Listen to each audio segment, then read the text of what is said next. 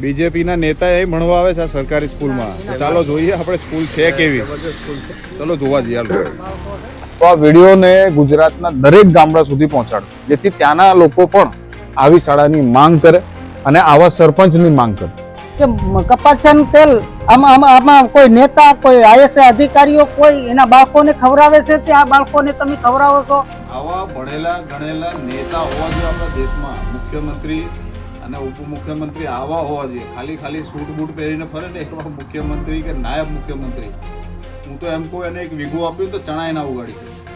હવે આજે જુઓ તમે આ સરપંચ સાહેબનું કામ કે અમે શિસ્તમાં માનીએ છીએ અને ગાંધી વિચારધારા નીચે જીવીએ છીએ અને એ જ વિચારધારા નીચે અમારા શિક્ષકો પણ જીવે છે અને શિસ્તમાં માનવા વાળા છે. 10 મિનિટ લેટ થાય અમારો શિક્ષક એટલે સ્વેચ્છાએ અડધી CL અમે કાપીએ છીએ.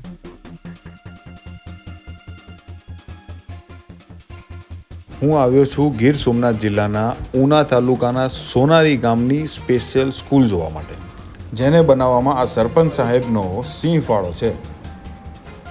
બીજા બધા ગામડામાં કેવું હોય કે એ ગામના લોકોથી પણ સ્કૂલ ભણાતી નથી હોતી.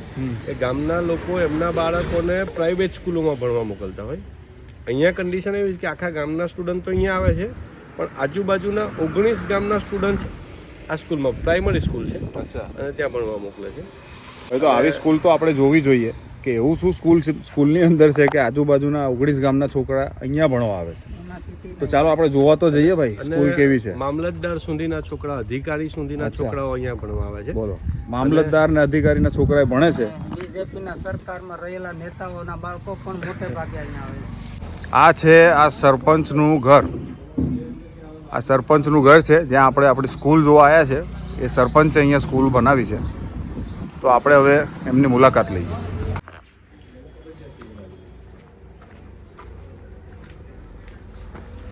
આપણા સરપંચ સાહેબ બેઠા છે. જુઓ, કેમ છો સરપંચ સાહેબ? કેટલા વર્ષથી આવ્યું સરપંચ?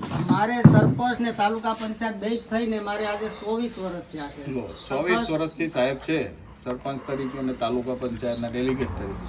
તો તમે વિચારો કે ગામવાળા છોડતા નથી એમને કે ભાઈ એમને સરપંચ છોડા. કેટલું સાહેબ એજ્યુકેશન કેટલું કર્યું? મેં BA કરી, BPEd કર્યું, BEd કર્યું, LLB લો કર્યું અને CCC અને BSc. સાહેબ તો મારા કરતા કેટલું ભણેલા છે. બિહારના CM 7 પાસ છે. બોલો, હવે આપણા વિચારો, આપણા ખુદના નાયબ મુખ્યમંત્રી નું એજ્યુકેશનની સામે આ વ્યક્તિનું એજ્યુકેશન કેટલું કહેવાય. અને હું તમને આ વ્યક્તિનું કામ બતાવું. આજે હું પોતે જોવા આવ્યો છું સ્પેશિયલ. તો આજે એમનું કામ આપણે જોઈએ કે કેટલું સરસ મજાનું કામ કરીને બતાવ્યું છે. ને આવા ભણેલા ગણેલા નેતા હોવા જોઈએ આપણા દેશમાં. મુખ્યમંત્રી અને ઉપમુખ્યમંત્રી આવા હોવા જોઈએ. ખાલી સૂટ બૂટ પહેરીને ફરે ને એવા મુખ્યમંત્રી કે નાયબ મુખ્યમંત્રી. હું તો એમ કહું એને એક વીઘું આપ્યું તો ચણા એના ઉગાડી શકે. હવે આજે જુઓ તમે આ સરપંચ સાહેબનું કામ. ભાઈ તડકો કેમ મારું કામ, બહુ ખતરનાક તાપ છે. તો જઈએ આપણે, મજા આવશે. સ્કૂલ કંઈક નવું તો જોઈએ યાર.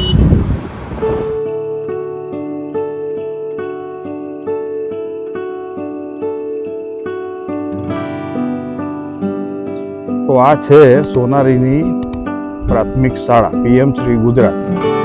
ખાલી એનું ગાર્ડન જુઓ બોસ, કેટલું મોટું છે. મેન ગાર્ડન વિશાળ એનું આ ગ્રાઉન્ડ, પ્લે ગ્રાઉન્ડ, ક્રિકેટની સ્પીચ, આખી આ પીચ બનાવેલી છે વ્યવસ્થિત. બાળકોને રમવા માટેનો વિસ્તાર છે અહીંયા. ના સ્કૂલનું બિલ્ડિંગ છે. આચાર્યની ઓફિસ પણ અહીંયા જ છે. એકદમ સાફ સુથરી, ક્યાંય તમને કચરો નહીં જોવા મળે. આયુર્વેદિક બગીચો, બગીચો છે આયુર્વેદિક. 4 દેશના મુલાકાત લઈ ગયા છે. શું વાત છે? આપણે પણ મુલાકાત લઈએ આયુર્વેદિક બગીચાની. પહેલા આ જોઈ લઈએ, બરોબર. પછી આ જો સરસ મજાનું લાઇબ્રેરી છે, અહીંયા ગાર્ડન છે રમવા માટેનું, બાળકોને બેસવા માટેનું તમને બતાવીએ. પેલું સરસ બાળકો અહીંયા બેસી શકે એવું આયોજન કર્યું છે. જો મધ્યાહન ભોજનનો સેટ અહીંયા છે પાછળ. આ કેટલું સરસ બાકડા અને બધું રમવા માટે બનાવ્યું છે. એ આગળ મધ્યાહન ભોજનનું પણ છે. હવે આપણે સરપંચ સાહેબ પાસેથી સમજીએ કે કેમ બધા છોકરાઓ આજુબાજુથી ભણવા આવે છે. બરાબર સાહેબ, આ આજુબાજુના કેટલા ગામમાંથી છોકરા આવે છે અત્યારે? મિનિમમ 18 થી 19 ગામના બાળકો આવે છે અચ્છા, અને ઉના સિટીમાંથી પણ અહીંયા આવે છે. સિટીમાંથી ભણવા અહીંયા આવે છે. એવું શું છે અહીંયા તમારા ભણતરમાં ખાસ? ભણતરમાં એવું છે કે અમે ગામના આગેવાનો અને શિક્ષકો બધાય સાથે મળી અને શિક્ષણનો વિકાસ કઈ રીતે થાય, પાયાનું શિક્ષણ કઈ રીતે મજબૂત થાય, એના માટે હું પણ આ રાજકીય ક્ષેત્રમાં આવ્યો એને આજે 25 વર્ષ થયા છે. એમાં મારે પણ 2 ટર્મ ગામ લોકોએ મતદારોએ મારી પર વિશ્વાસ છોડી બિનહરીફ આપી હતી અને એ વિશ્વાસને આધારે મેં 10 વર્ષની અંદર અહીંયા એક મોટું મેદાન ને વિશાળ જગ્યામાં પસંદગી કરી અને 2003થી અહીંયા સ્થાપના કરી. એ પછી પાછું 15 વર્ષ પંચાયત કર્યા પછી તાલુકા પંચાયતમાં હું ચૂંટાણ્યો અને હું ગામમાંથી તાલુકા પંચાયત લડવા માટે ગયેલો અને 5 ગામની અંદર મને 5 ગામના મતદાર ભાઈઓ બહેનોએ મને મત આપ્યા છે અને 996 મતે મારો વિજય થયો હતો અને 5 વર્ષ તાલુકા પંચાયત પણ મેં કરી છે. અને હું એક ત્યારે રાજકીય સિમ્બોલ ઉપર ચૂંટાયેલો હતો, આજે પાછો ફરી સરપંચ છું. પણ રાજકીય સિમ્બોલ એટલે હું એક ગાંધીજીના વિચારધારા હેઠળ આ વિચારો ધરાવી અને લોકોનું ગામનું પ્રગતિ કરવા માંગુ છું અને એ પ્રગતિ માટે આ નિશાળની સ્થાપના કરી છે. જ્યારે ગામ લોકોએ આજે હું ખુલ્લું કરાવતો હતો ત્યારે ખૂબ ગામ લોકો મારાથી ક્રોધમાં નહોતા. 2 વર્ષ થોડીક આમથી આમ કર્યું લોકોએ અને આ વિશાળ મેદાન ને શિક્ષણ ને પછી ગામના લોકો જ્યારે હું સરપંચ બન્યો ત્યારે એ વખતે એક પણ બાળક કે એક પણ યુવાન સરકારી નોકરી નહોતો કરતો અને એ પછી મેં ક્યાંય બહાર અભ્યાસ માટે બાળકોને મોકલ્યા છે. કોઈને જુનાગઢ, કોઈને અમરેલી, કોઈને રાજકોટ, કોઈને કંસમાં, આ રીતે ક્યાંક આર્થિક રીતે ભોગ દઈને પણ બાળકોને આ રીતે બધી વ્યવસ્થા ગોઠવી, શિક્ષણ શું છે એનું માળખું ઊભું કરી લોકોને જ્ઞાન આપી અને આજે આપણે મિનિમમ 56 થી સરકારી કર્મચારી છે, આર્મીમાં, પોલીસમાં અને મંત્રીઓમાં એવા 56 છે અને એથી પછી પાછા રાઉન્ડોમાં આવ્યા છે. એ બધા થઈ અને આપણા ગામની અંદર 72 સરકારી કર્મચારી છે. અત્યારે કેટલા ક્લાસ છે આમાં? ધોરણ 1 થી લઈને 1 થી 8 1 થી 8 સુધી અહીંયા ભણેલા છે બાળકો. પછી તમે અહીંયાથી ભણવા માટે આગળ મોકલતા હશો? આગળ મોકલીએ છીએ. અહીંયા બીજી કોઈ મોટી સ્કૂલ આજુબાજુમાં ગામમાં બીજી કોઈ મોટી સ્કૂલ છે નહીં. અચ્છા, પ્રાથમિક શાળાનું અહીંયા જ છે આપણી પાસે. અચ્છા, અહીંયા બીજી શું એવી ખાસિયત છે? કારણ કે હું જોઉં છું કે અહીંયા સીસીટીવી કેમેરા બધી જગ્યાએ લાગેલા છે. જનરલી પ્રાથમિક સરકારી શાળાઓમાં આપણે સીસીટીવી કેમેરા જોતા નથી અને અહીંયા સીસીટીવી કેમેરા પણ એવા વ્યવસ્થિત બધા જ એંગલ પર લાગેલા હું જોઈ શકું છું. ગ્રાઉન્ડ ખૂબ મોટું છે. આટલું મોટું ગ્રાઉન્ડ હું જનરલી કોઈ સ્કૂલમાં જોતો નથી. અમારે ત્યાં પ્રાઇવેટ સ્કૂલો છે મોટી મોટી વિશાળકાય, પણ એમાં ગ્રાઉન્ડ જ નથી હોતા. તમારે તો આટલું મોટું ગ્રાઉન્ડ છે, બહુ મોટી વાત છે. અને આજે તો એકચ્યુઅલી માફ કરજો દર્શકો કે આજે રવિવાર હતો, મારી પાસે સમય હતો નહીં, અમે અચાનક આ વસ્તુ સાંભળી એટલે આવ્યા. તો સ્કૂલ બંધ છે એટલે આપણે અંદરનું શિક્ષણ નહીં જોઈ શકીએ, પણ શિક્ષણની બાબતમાં શું ખાસિયત છે આ સ્કૂલની અંદર? આ સ્કૂલની અંદર પહેલા શિક્ષકો બહુ વ્યવસ્થિત છે અને બીજા નંબરમાં અમારો એક નિયમ છે કે અમે શિસ્તમાં માનીએ છીએ અને ગાંધી વિચારધારા નીચે જીવીએ છીએ અને એ જ વિચારધારા નીચે અમારા શિક્ષકો પણ જીવે છે અને શિસ્તમાં માનવા વાળા છે. 10 મિનિટ લેટ થાય અમારો શિક્ષક એટલે સ્વેચ્છાએ અડધી CL અમે કાપીએ છીએ. અચ્છા, અડધી રજા કાપી લો? અડધી કાપી નાખીએ છીએ. 10 મિનિટ લેટ થયા એટલે તો એના માટે ખબર કેમ પડે? એવું કોઈ મશીન લગાવ્યું છે તમે? મશીન અમે ઓનલાઈન હાજરી પૂરીએ છીએ. અચ્છા. અને હું પણ ઘર બેઠા ક્લાસ કઈ રીતે મારી શાળાની અંદર શિક્ષકો કેમ ભણાવે છે, મારા આચાર્ય કઈ રીતે શું કરે છે અને પીરિયડ પદ્ધતિ મુજબ મારો કોઈ ક્લાસ ખાલી છે, મને ટાઈમ મળે હું નેટ ઉપર જોઈ શકું છું. એમ મારા આચાર્ય કદાચ કાંઈ તાલીમમાં જાય તો પણ એ ના જોઈ શકે છે. એમ અમારા આચાર્ય ઓફિસમાં હોય અથવા એનો પીરિયડ લેતા હોય તો પણ એ મેસેજ દ્વારા અથવા CC કેમેરા દ્વારા કયા ક્લાસમાં કેવી રીતે શિક્ષણ હલાવે છે એ પણ ખબર પડે છે. બીજા નંબરમાં કોઈ બાળકને ખોટી રીતે ઓલું કરે પરેશાન, તો પરેશાન ન કરે એના માટે પણ આપણે એમાં તકેદારી રાખીએ છીએ કે બાળક એમ કે અથવા ફરિયાદો આવે, કારણ કે અહીંયા 19 ગામના શિક્ષણ માટે બાળકો શિક્ષણ લેવા માટે આવે છે. હવે એમાં બધાય સરખા વિચારધારા ધરાવવા વાળા શિક્ષણ લેવા વાળા હોતા નથી.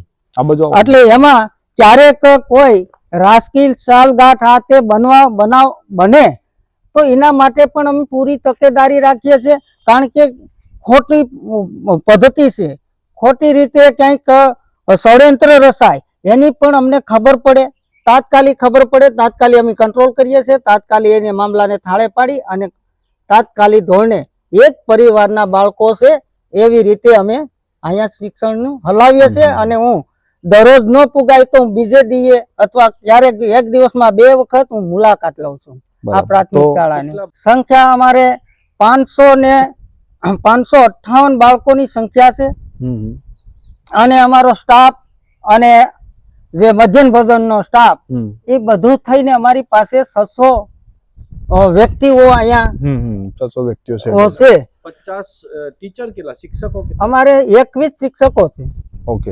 બીજા પીએમવાય શ્રી સોનારી પ્રાથમિક શાળામાં સમાવેશ થયો છે અમારો, ત્યારે અમારી પ્રાથમિક શાળાની અંદર યોગના, કોમ્પ્યુટરના આવા 4 શિક્ષકોની ઘટ વધારાની પડી. એટલે એ 4ની અમે ભરતી કરવામાં આવી.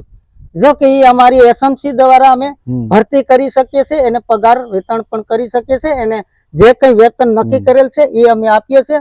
અને દિવસનું એને ગેરહાજર રહે કે ભાઈ મહિનામાં 4 દી રહે તો એ મહિનાના 4 દીની એની મજૂરી શિક્ષણ માટે નથી આવતા તો એ આપણે કાપી લઈએ છીએ સરકારના માધ્યમ દ્વારા. એને વધારાનું મજૂરી આપવાનો અધિકાર અમારો નથી. બરાબર. આમાં તમે પાણીની આરો સિસ્ટમ પણ મુકાવેલી છે, બહુ સરસ. મેં જોયું ઠંડા પાણીની પણ વ્યવસ્થા છે. આરો સિસ્ટમ છે. એક દિવસમાં 2000 લીટર પાણી ફિલ્ટર થાય છે. અને મારે અહીંયા 700 વ્યક્તિઓનું પાણીનું વેચાણ કરવું પડે. પાણી પીવા માટે જોઈએ તો એક માણસ દીઠ 8 થી 10 કલાકની અંદર મિનિમમ 3 થી 4 લીટર પાણીની જરૂર પડે દરરોજ. હવે એક વ્યક્તિને 4 લીટરની પાણીની જરૂર મિનિમમ પડતી હોય તો સાહેબ 2000 લીટર એક દિવસનો આ આરો પ્લાન્ટ પાણી કાઢી શકે. એમાં અમને એમ થયું કે હાલો ભાઈ આરો પ્લાન્ટમાં પણ કંઈક વધારાનું થાય અને બાળકોને તકલીફ ન થાય એના માટે અમે બીજા પણ આરો 2 પ્લાન ફિટ કર્યા છે. એક ઓલા પર ઉપર છે રૂમમાં, એક ઓલા રૂમમાં છે ને અહીંયા આપણે મોટું 2000 લીટરનું બનાવ્યું છે. ઓલું આપણે એક 750 લીટરનું છે, એક 1000 લીટરનું છે ને આ 2000 લીટરનું છે. એટલે ક્યારેય પણ પાણીથી મુશ્કેલી ન પડે. બીજા નંબરમાં ડેમનું પાણી કદાચ અહીં ન પૂગે તો અમે આ બોરનું પાણી ફિલ્ટર કરી શુદ્ધ પાણી કરી અને બાળકોને પીવડાવીએ છીએ. આપણે સ્કૂલ બતાવીએ એમને. આ બધા બાળકો છે અહીંયા. જો આ અલગ અલગ સ્પર્ધામાં જે બાળકો વ્યવસ્થિત ફર્સ્ટ નંબર આયા હોય, પછી જો આરો મશીન છે, લો બતાવો. નવું મશીન આવ્યું છે, એની પાછળ વોટર એટીએમ પણ છે. પાછળ એટીએમ પણ લગાવ્યું છે સાહેબ, સરપંચ સાહેબ. તમે સરસ. આ ખૂબ સરસ સ્કૂલ છે. જો વ્યવસ્થિત હું તમને બતાવું અંદરથી. સરસ મજાની સ્કૂલ છે. અને આ એવું નથી કે હમણાં તાજી બની છે, ઘણા સમયથી છે આ શાળા. અને બહુ ખૂબ સરસ મતલબ આયોજન છે આમાં. આ વિદ્યાર્થીનું પણ છે બધા. હા, જિલ્લામાં પ્રથમ ક્રમ, પ્રથમ સ્થાન, ગુજરાતમાં 7મા ક્રમે જ્ઞાન સાધના પરીક્ષા, નિબંધ લેખનમાં ગુજરાતમાં પ્રથમ ક્રમે છે. મતલબ શિક્ષણનું જે ગુણવત્તા છે શિક્ષણની અહીંયા ખૂબ સરસ છે. હું તમને બીજી બિલ્ડિંગ પણ બતાવું. જો આ સરસ મજાનું બિલ્ડિંગ, ગાર્ડન બનાવેલું છે બિલ્ડિંગ સામે. પછી આ બીજું બિલ્ડિંગ છે, અહીંયા પણ એમના ક્લાસીસ છે. બાજુમાં એક ક્લાસ છે. ચાલો જોઈએ થોડું. આ જો અહીંયા રમત ગમત માટેની બધી સુવિધા ઊભી કરી છે એમણે.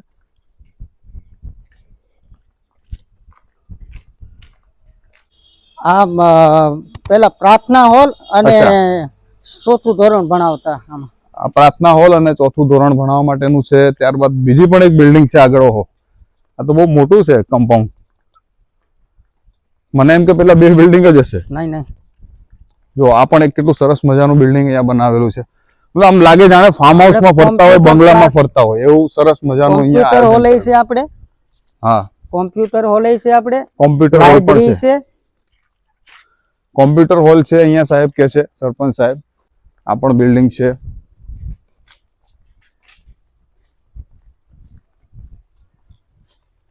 હવે આપણે મધ્યાહન ભોજનની સુવિધા જોવા જઈએ. આપણે કરી દીધી છે અને સરસ. રાષ્ટ્રીય પર્વ ગ્રાન્ટની આપણે પંચાયતે અચ્છા. આ સોનારી ગામ પંચાયતે વાહ. શેડ બનાવી આપવામાં આવ્યો છે જમવા માટે બાળકોને. અને આની અંદર 1000 છોકરા 800 થી 1000 છોકરા બાળકો રહી જાય, બરાબર. બેસી શકે એવડો મોટો બનાવ્યો છે.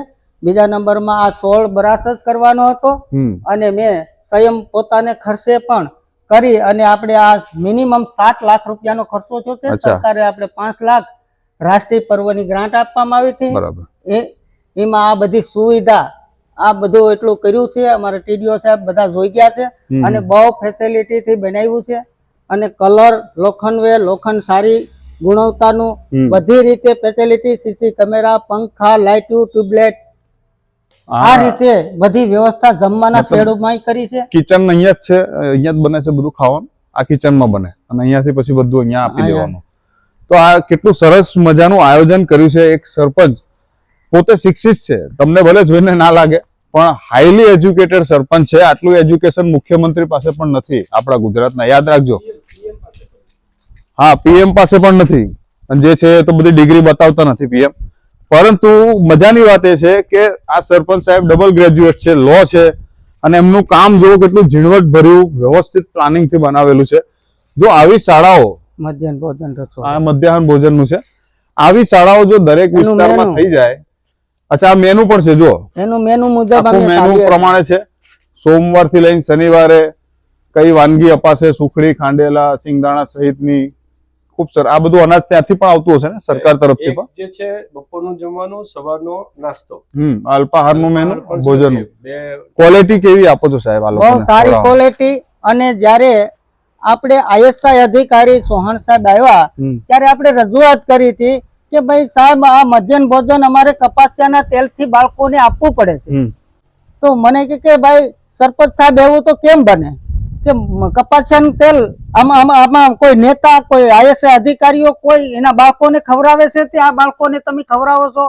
ઉપર લેવલે તાત્કાલિક જાણ કરી આઈએસઆઈ અધિકારીએ ગાંધીનગર લઈ આવ્યા એટલે, અને તરત સાહેબને કીધું કે ભાઈ આ સોનારી પ્રાથમિક શાળાની અંદર તમે પામોલીન કપાસિયાનું તેલ વાપરો છો તો તમે શા માટે માંડવીનું નથી દેતા? તમારા બાળકોને તમે કયું ખવડાવો છો? એટલે તાત્કાલિક ધોરણે ત્યારનું આપણે માંડવીનું સિંગ તેલ બાળકોને આપવાની શરૂઆત કરી દીધી છે. મતલબ સિંગ તેલના ફિલ્ટર ઓઇલમાંથી અહીંયા સરસ મજાનું ભોજન બનાવાય છે બાળકો માટે. એ ખૂબ સારી વાત છે અને મને સરપંચ સાહેબનું કામ ખરેખર ગમ્યું. જો આવા સરપંચ દરેક ગામે ગામ થઈ જાય ને તો આપણું શિક્ષણનો પાયો ખરેખર મજબૂત થાય ને આપણે શાળાઓ બંધ ના કરવી પડે. ગુજરાતમાં લગભગ 1500 થી 2000 શાળાઓ 2-3 વર્ષની અંદર બંધ થઈ ગઈ છે. કેટલીક શાળાઓ એવી છે એક જિલ્લાની અંદર જ્યાં 100-150 શાળા એવી છે જ્યાં એક જ શિક્ષક ભણાવી રહ્યો છે. જો આવી શાળાઓ બનાવવામાં આવે તો પછી ક્યાંય આપણે કોઈ એજ્યુકેશન આપણું કાચું નહીં રહે. દરેક નાના વર્ગનો વ્યક્તિનું બાળક સારું ભણી ગણીને સારી જોબ મેળવી શકશે. આવી શાળાઓ બીજી કેટલી છે અહીંયા આજુબાજુમાં? આવી શાળાઓમાં તો જો એટલું બધું તો ફેસિલિટી આપણા તાલુકામાં કઈ નથી. અને એવું કે હું ઓખા દ્વારકા મુલાકાતે ગયો હતો હમણાં.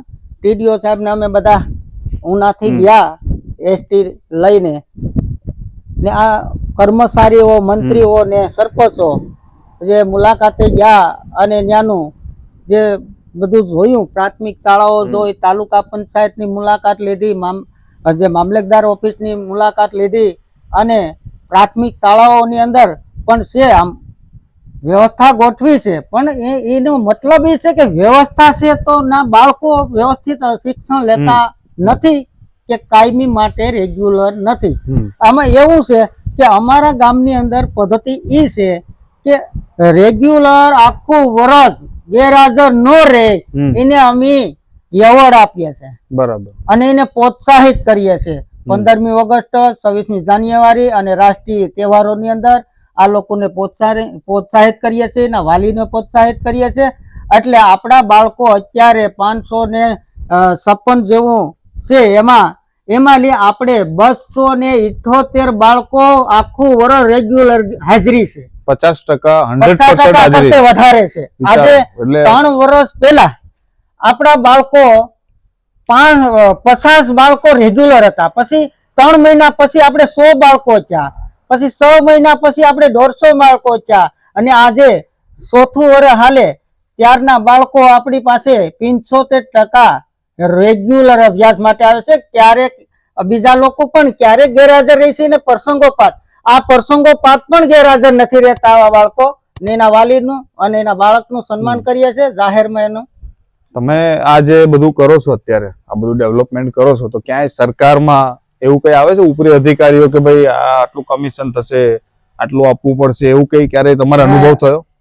ત્યારે પણ હું સરપંચ છું, અહીંયા એસએમસી આ તે બધું આપણે વહીવટો નિભાવીએ છીએ અને રજીસ્ટર પણ નિભાવીએ છીએ, બિલો નિભાવીએ છીએ. અહીંયા પીએમ શ્રીમાં જે પ્રાથમિક શાળા સોનારી ગામની આપણી નિમણૂક કરવામાં આવી, પછી વર્ષને અંતે આપણે 10 લાખ રૂપિયા સરકાર ગ્રાન્ટ આપે છે અલગ અલગ પ્રકારની. ક્યાંક રમત ગમતના સાધનો માટે, ક્યાંક મેદાન માટે, ક્યાંક તેના શૂઝ, રમત ગમત માટે ડ્રેસ, ટેક શૂઝ અને જમણવા માટે એના બૂટ, આ તે કઈ રીતે વહીવટ કરવો છે એ બધું એના નિયમ મુજબ, જેમ પંચાયતની અંદર આપણે નિયમો આવે છે કે ભાઈ 15 નાણાપંચમાં એટલી વસ્તુ કામગીરી કરી શકાય, એમ આ પીએમવાય ની અંદર જે પ્રાથમિક શાળાની અંદર અલગ અલગ પ્રકારની ક્યાંક 80,000 પ્રવાસ માટે, ક્યાંક 1,25,000 આવી રીતે જે ગ્રાન્ટોનું વિભાજન થાય અને 10 લાખ થાય છે. એ 10 લાખનો ઉપયોગ આપણે વ્યવસ્થિત રીતે થાય અને કોઈ કર્મચારી અહીંયા આવે તો પણ અમે ક્યારેય કોઈને દેતા નથી, અમારા બાળકોમાં ઉપયોગ કરીએ છીએ. તમારા બાળકો અહીંયા ભણે છે તો એમને બહાર ટ્યુશન લેવા જવું પડે છે? નહીં, ક્યારેય ટ્યુશન નહીં, અહીંયાથી જ એમને સારું રિઝલ્ટ મળી રહે છે.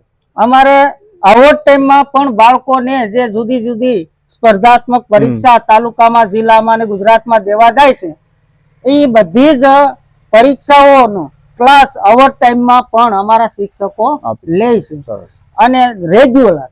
એક આજે 2 શિક્ષકો ક્લાસ લેતા હોય આવોટ ટાઈમ, તો કાલે 2 બીજા શિક્ષકો લે. બરાબર છે. અને જે 12 થી 19 ગામના અભ્યાસ કરવા આવે એમાં એવી પરિસ્થિતિ છે કે ક્યાંક બાળકને ન્યાલી મેરિટ થોડુંક ઓછું હોય અને આપણે મેરિટ ઓછું હોય કે ન હોય, આપણે બાળકને એડમિશન આપીએ છીએ.